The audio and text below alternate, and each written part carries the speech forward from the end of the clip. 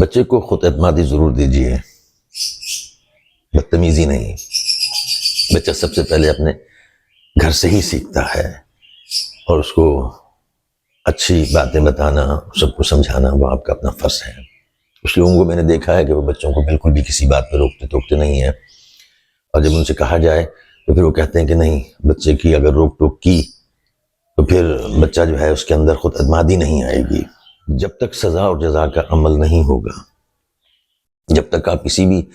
Discipline کو قائم رکھ نہیں سکتے ہیں، تو اس لیے ضروری ہے کہ جب بچہ آپ سے اپنی بھوک کا اظہار کرے، پیاس کا اظہار کرے، کھانے پینے کو مانگے، تو سمجھ لیجئے کہ وہ ٹائم آ گیا ہے کہ اب آپ بچے کو سمجھائیں، اچھی بری بات کا اس کو بتائیں،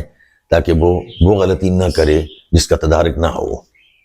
تو یہاں پر میں نے بچوں کو دیکھا ہے کہ وہ خود اعتمادی کے نام پر اتنے زیادہ خود اعتماد ہیں کہ وہ کبھی کسی کا خیال نہیں کرتے، نہ کسی بڑے۔ خود اعتماد بچہ وہ ہوتا ہے جس کو یہ پتا ہو کہ کس رشتے کے سامنے کون سی بات کرنی ہے،